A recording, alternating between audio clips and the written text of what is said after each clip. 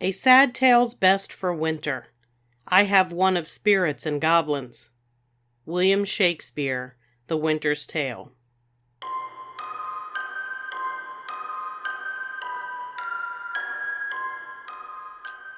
I fear not the dark itself, but what may lurk within it. Welcome to Lurk, bringing you creepy, strange, and bone-chilling stories, with your host, Jamie Jackson.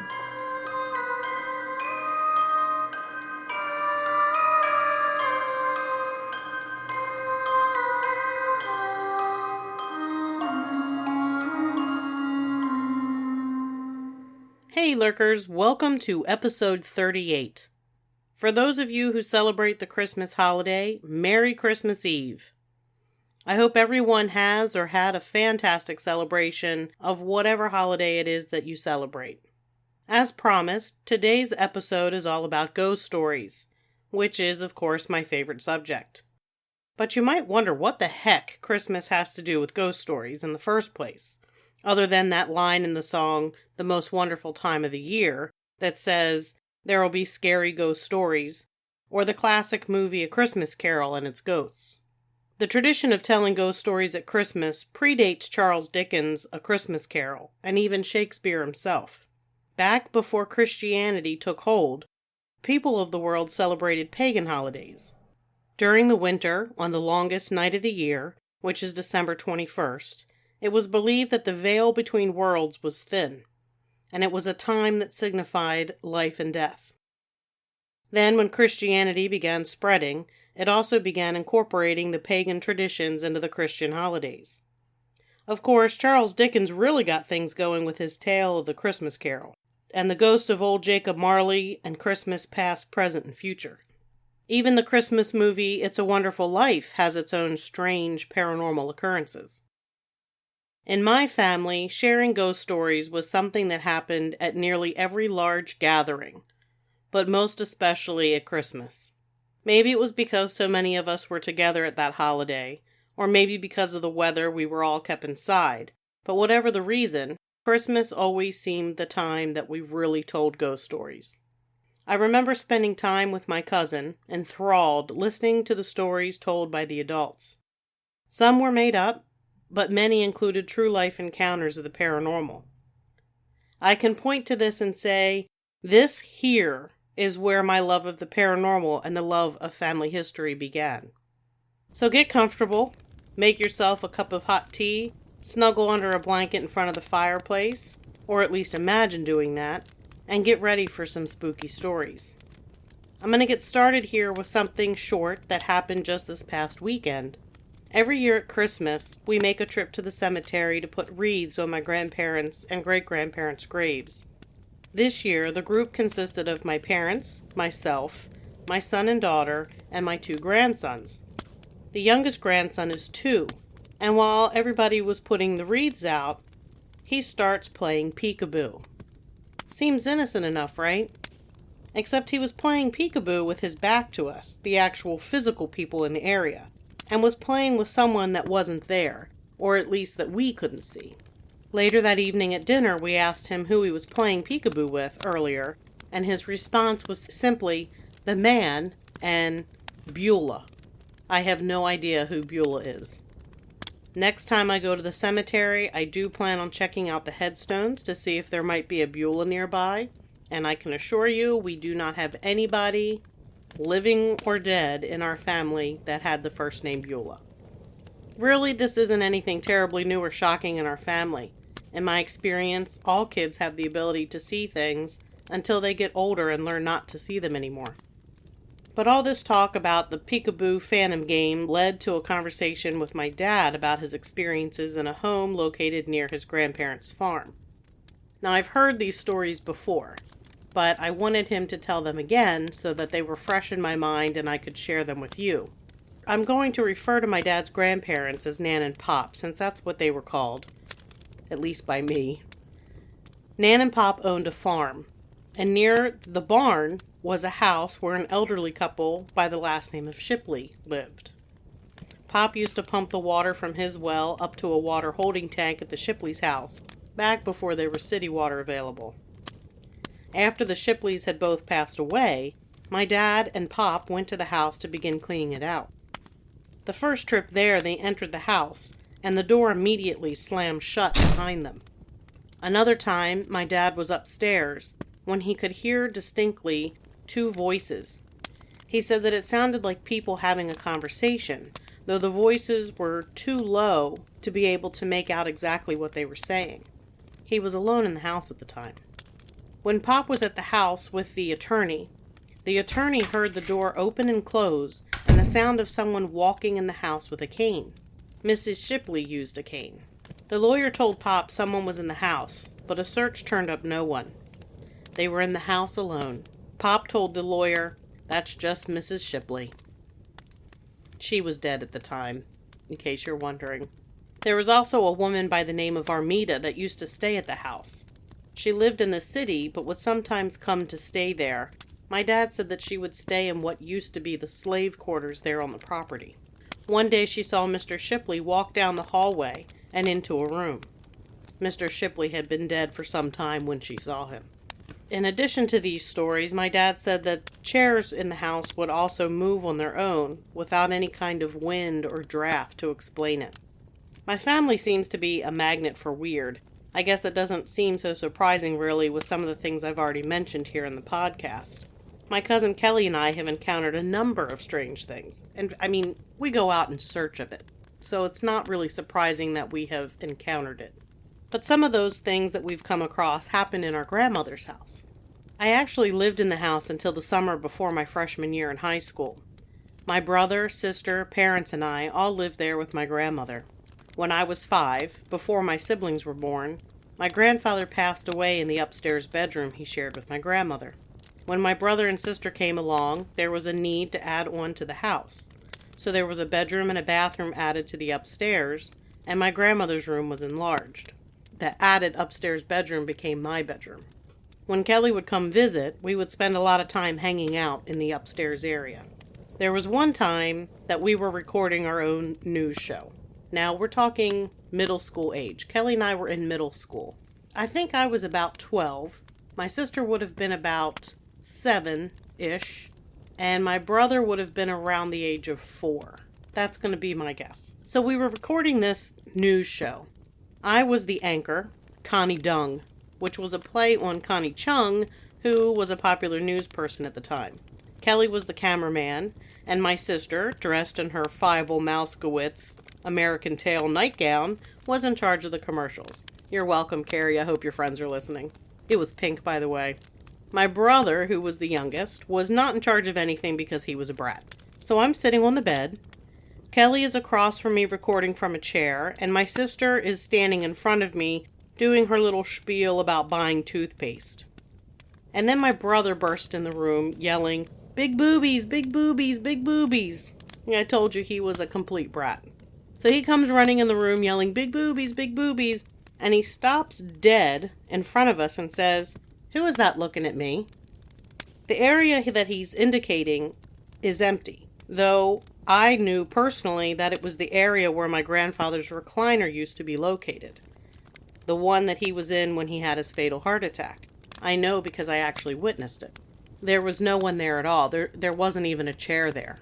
There was, I think, a small wooden table that had some plants on it. My grandmother was big on houseplants. She had a lot of houseplants. So that was all that was sitting there. He came running in from the bedroom door.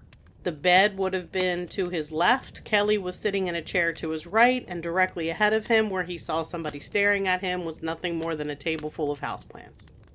The video of this still exists, I believe. I think Kelly still has it on VHS. No one's ever going to see it. I'm sorry.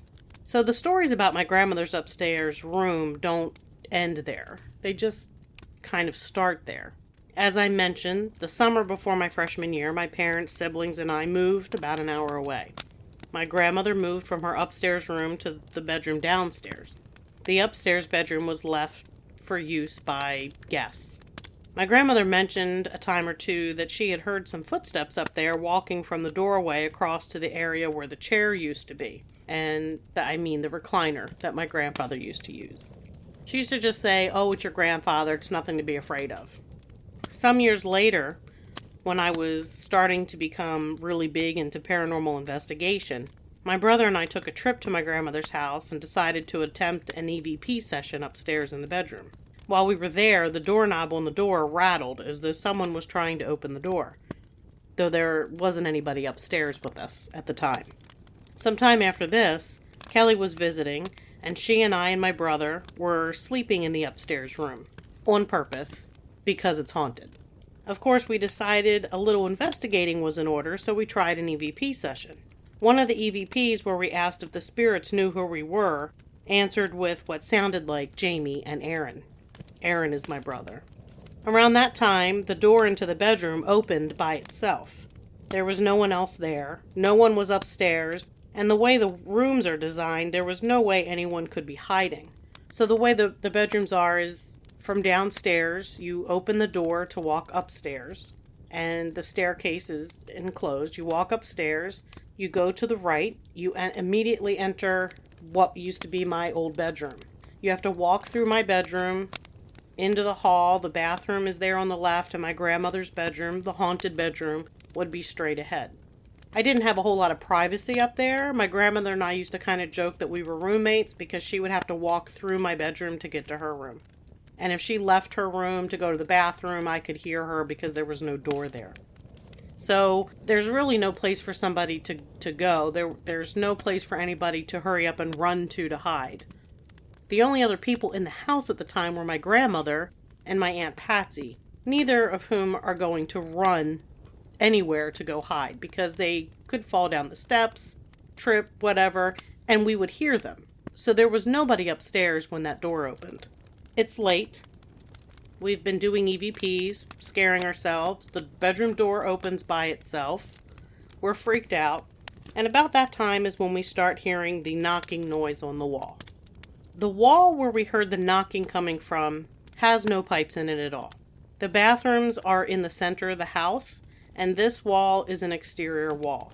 Also, the kitchen is in the front opposite corner from this room, so there's no pipes at all in this wall. There's no way that there's any pipes there. There was also nothing on the exterior of the house that would cause noise. No tree near the house, no loose siding, there's no shutters in that area, nothing obvious that would explain a knocking noise. I checked. That's something you do with the paranormal. You want to find the logical explanation. Logical explanation for knocking in the wall, pipes, something banging on the outside of the house. We did not have any kind of rodent problem at all, so we had no obvious explanation for this. So we hear the knocking. And the knocking actually sounded like it came more from the inside of the room than from the outside. So it actually sounded more like knocking on the interior wall. And because, I don't know, we're weird, we decided it would be an excellent idea to start asking questions. So we start asking yes and no questions, and the knocking would answer. I can't remember exactly what we asked, but I know we indicated that whatever it was needed to knock once for yes, twice for no, or something along those lines. So when the knocking started to be intelligent and answer questions, we all decided that we should just go sleep downstairs in the living room. With no mattresses or blankets, it was a pretty uncomfortable night. So fast forward a couple years, Kelly and I and her mom, my Aunt Patsy, were investigating a local mental hospital late at night. This mental hospital is in the same town that my grandmother lived in. We were staying at her house. So we're at this mental hospital late at night. We returned to my grandmother's house where we were staying, and Kelly and I decided we were under no circumstances sleeping upstairs in the haunted room. So we dragged the mattresses off the beds and haul them downstairs to the living room. The next morning, my grandmother was not very happy to find that we had pulled all the mattresses downstairs and had set up a little homeless camp in her living room. And my aunt, she was kind of like, you guys will go investigate a haunted mental hospital late at night in an unsafe area known for crime, but you won't sleep upstairs in your grandmother's house. And we said, yeah, that's basically it. That's the truth. Since my grandmother passed, the house has been sold. I have no idea if the new owners have any kind of experiences. I can't imagine that things stopped. Who knows? No idea. So this next set of stories comes from one of our listeners that I'm going to refer to as John. These are all little short stories, and they all point to one conclusion, and that's basically that John and members of his family seem to be sensitive to the spirits around them. John said that on one occasion, he heard his aunt's voice call out her name 3 separate times while he was in his home.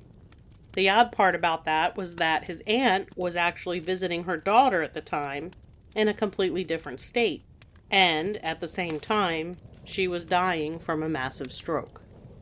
John goes on to say that when his mother passed away, his grandmother ended up passing away only about 2 weeks later.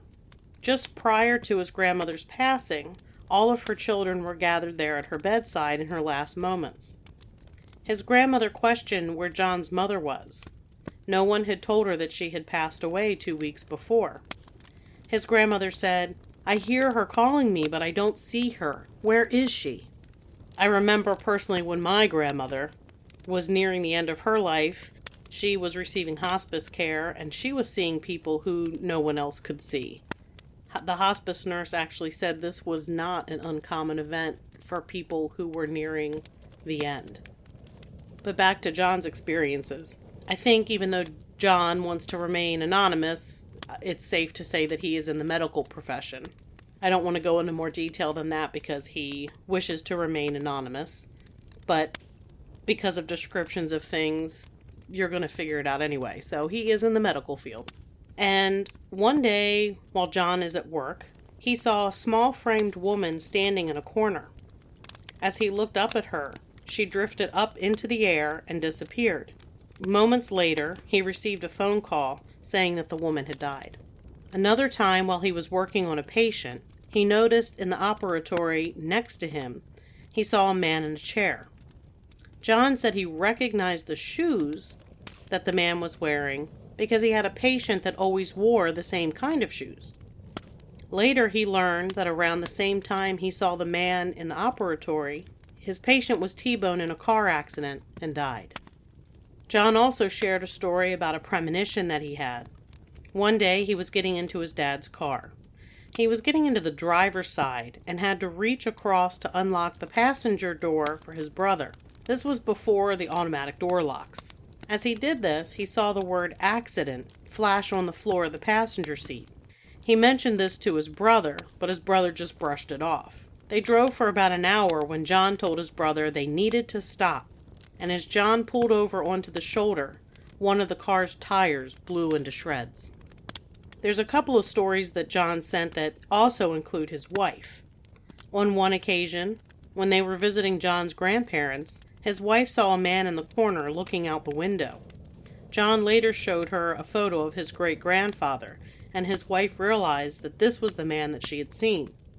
John didn't mention it in his email, but I'm assuming here that his great-grandfather was no longer living at the time. The house that John grew up in was a combination home and office, and often he would feel a force, for lack of a better word, pushing him as he walked from office to house. He never mentioned it to his wife until one day she described having the same exact feeling. I know that I've done that myself, where I've heard or I've felt something, and I've said nothing. Though in my case, it's usually so I wasn't swaying somebody's opinion or perception, because I wanted to see if they were having the same experience, usually during an investigation. John also shared that there was a strange occurrence with the computers in his office.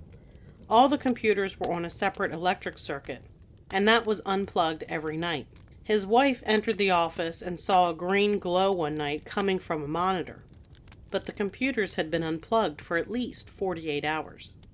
This next story from John involves his infant son. John wrote that his son had a high fever.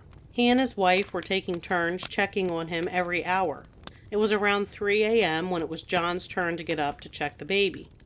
He entered the room and saw his mother hovering over the infant. His mother had died 6 months previously.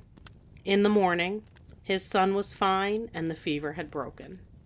And the last story that I'm going to share with you from John is about something that is referred to as a phantom hitchhiker. John said that on a main highway between two towns where he lived was a known hitchhiker. The legend said that if you stop to pick up this hitchhiker, he always wants you to drop him off at a specific house. The house is one the man used to live in at the time of his death. He was killed in an auto accident in the location where he appears looking for a ride. Sometimes the hitchhiker will just appear in your car when you pass the area and disappear when you pass his old home. This is what happened to John. The hitchhiker appeared in the back seat of his car, and when he looked back, he was gone. And that's going to tie us in with another story from Kelly about a phantom hitchhiker. This was what she sent me. My dad and I were driving from Parkersburg to Eglon, West Virginia on Route 50.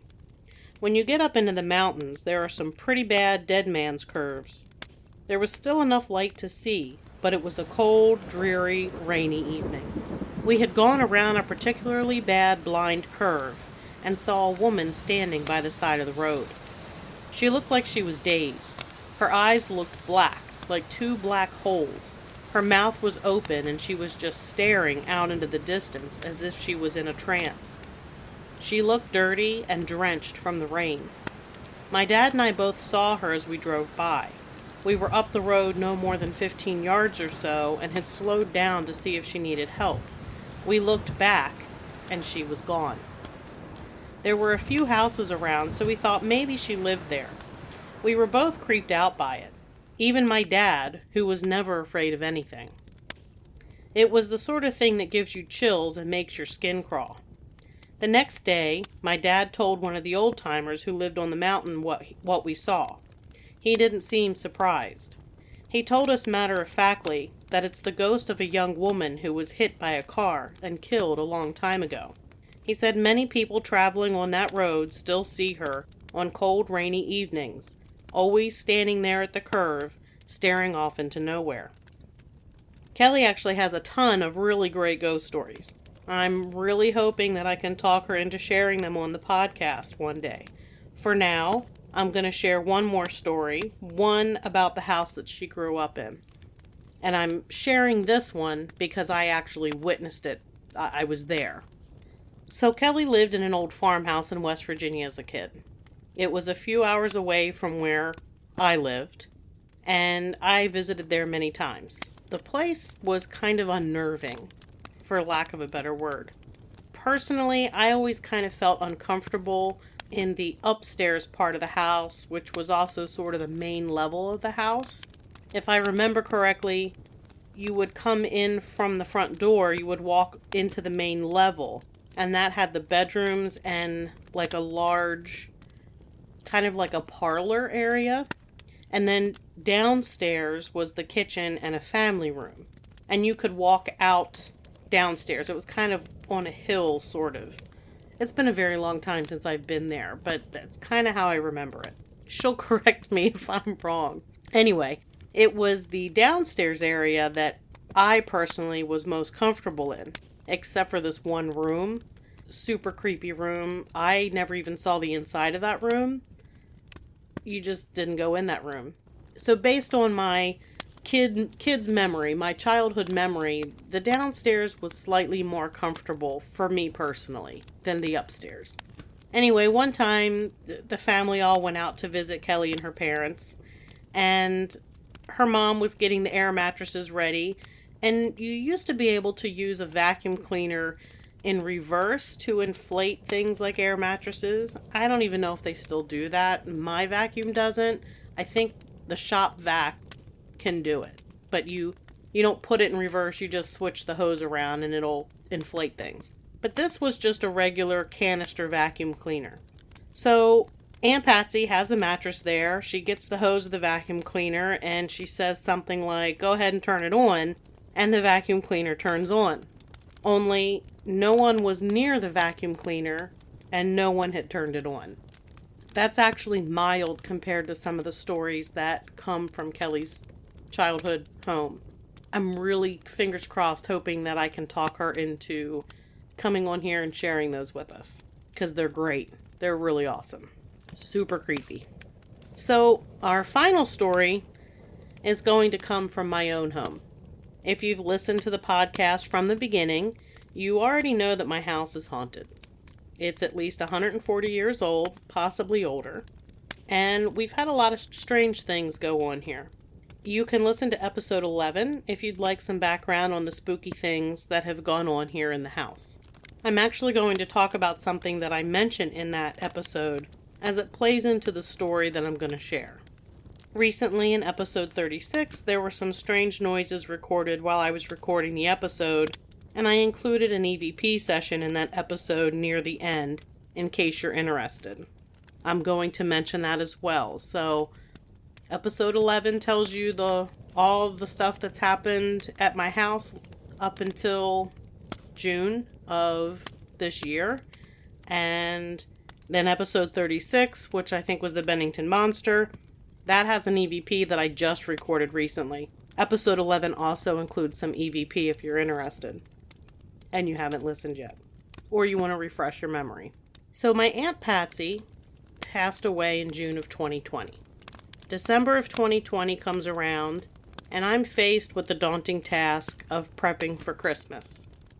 I don't think I was alone in not really feeling like Christmas in 2020. I think everybody, for one reason or another, kind of was fed up, and it was difficult to muster the Christmas spirit. Everybody struggled in 2020. I don't think 2021 was really a whole heck of a lot better, to be honest with you. But 2020 was rough. Prepping for Christmas at my house is a huge undertaking. I have somewhere around 13 or more plastic storage bins full of Christmas items. Plus there's other stuff like wreaths and Santa Claus musical things and stuff that aren't even in boxes that I have to carry down by the armload. I had managed at this time to get all of the bins carried out of the attic and onto the main floor of the house. I had them all stacked up in the hallway, about 3 bins high, roughly. Bing Crosby was playing. I am a fan of classic Christmas songs, and I don't really care for the newer stuff. I'm pretty sure the song All I Want for Christmas Is You makes my brain bleed. But that really isn't important. So, I'm in my dining room, putting a decoration wherever it belongs. And I walk from the dining room into my kitchen and turn to the left to go to the hallway to get more decorations. And there, in the hallway, standing, looking in my bins, is a figure. The figure was blurry, kind of translucent, though I could see colors and make out clothing. It was a person. Without a doubt, it was a person. It's like if you have really bad eyesight and you take your glasses off and you're looking at something without your glasses. That's how I would explain it. Very blurry, no sharp features or lines at all. I could tell the height. The height was about my height, so I'm about 5'3" and give or take. I wasn't close enough to really measure it, but it was close to my height. The hair was shorter and was kind of a graying light brown color, for lack of a better term. And the shirt was white, the pants were a darker blue. I have to pause because I got chills. I can still see this in my head. I had to take a minute here because it actually upset me a little bit just now. So I was pretty shook up upon seeing it. As I said, we've had some weird encounters here in the house, but we've never actually had a full-bodied apparition show up. So I see this figure, take it in, and immediately duck back into the dining room.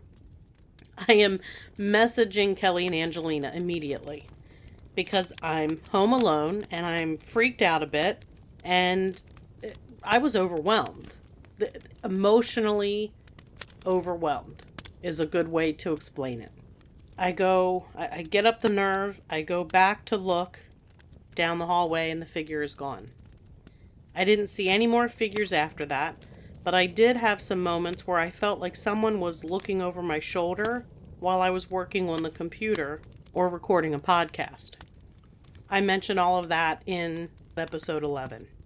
Fast forward to December 2021. I mentioned many times to Kelly and Angelina that I kind of wondered if I was going to have a visit from my Christmas ghost. While I was recording episode 36, The Bennington Monster, there were some strange knocking noises going on. I was able to catch it on recording for the episode. I left it in. And at the end of the episode, I did an EVP session and I was able to get some EVP as well. I had just recently brought some of the Christmas decoration boxes down from the attic at the time that I did that recording for that episode. It seemed like perhaps my Christmas ghost might be back. That bringing those decorations downstairs kind of triggered something. I forgot to mention that when the ghost showed up, I was decorating in preparation for a Christmas party. And this year, I was prepping for a party with close family and friends as well. So we have some strange loud knocking noises happen and an EVP. I didn't do more than that because really, there's only so much paranormal investigation that I want to do in my house while I'm alone. Or even when I'm not alone. The rule has always been you don't check out stuff in your own house where you live because you have to stay there. It's not like I can drag my mattress down to the living room. It doesn't work like that. I can't go show up at my parents' house. I'm stuck here with whatever's here. So I don't always want to know exactly what's here. I do EVPs and take EVPs really for this podcast for you guys to listen to. So you're welcome. I'm terrifying myself for your benefit. A week after the knocking noise happens, it's the morning of the day of the party. My husband and son have left the house for a scouting activity. I am getting ready to leave the house to run a couple of errands. I go outside the front door, I close the door, and as I'm still standing there, I can hear the dining room chairs being moved across the floor. I immediately assume it's the dog or the cat or both, but I can see both of them sitting by the front door through the window. So the front door, half of the door has windows on it. It's an older door. So I can see the dog. She's sitting right there looking up at me, wondering what the heck I'm doing. And the cat is sitting there in the hopes that I'm going to open the door back up and he's going to be able to shoot out the door and run away. And while I'm standing there looking at them, I hear the noise again. And this time, while I'm watching, the dog turns her head and looks back towards the dining room. Because she hears the noise too. You can't see the dining room from the door, unfortunately. But there was no doubt something was moving the chairs. And it wasn't anyone in the house. And it wasn't any animal in the house. And it wasn't any living thing. So that night, party's happening. Kelly's there. Angelina and her husband and her daughter are there. I'm making my rounds, and I finally meet up with them out in the backyard. It actually, temperature-wise, wasn't too bad. It was actually this past Saturday. So the 18th, this is when this happened. It actually wasn't bad outside. So they were outside. Kelly had her dog there. The dogs were, doing their thing. So we're in the backyard. And I find out that there's some more weird woo-woo stuff going on. Kelly mentioned to them that she had felt her mom's presence. That would be Aunt Patsy. And Angelina's daughter feels 2 distinct taps on her shoulder. I then admit that all along I thought perhaps the apparition that I saw last year was Aunt Patsy. I had actually received some of Aunt Patsy's Christmas decorations after her passing. And she was big into decorating for the holidays. Not just Christmas, but every holiday. She had things for every single holiday, I think. She always came to my Christmas parties. I've had them every year. I actually did not have it in 2020 because of COVID. She always came to my Christmas parties. And it seems like perhaps she's still making sure that she's there. And with that, I want to leave everybody with what I hope might be a comforting thought for some of you. Like in my story of my Christmas ghost, and John's story of his mother being there when his son, her grandson, was sick, your loved ones may not be there in the physical sense, but they are always with you, and they are always aware of what you're doing in your life. So I hope that might bring someone comfort. That's going to do it for this episode. I hope everyone has a happy and healthy holiday. If you have a story or experience you want to share, please send it to us at lurkpodcast@yahoo.com. As always, you can find Lurk wherever you listen to your favorite podcast or at lurkpodcast.com. On the website, you can also find links to our social media platforms where we share photos from episodes, funny stuff, events, and any other relevant or irrelevant information. We also have merchandise you can find at lurkpodcastmerch.com. And until next time, keep lurking.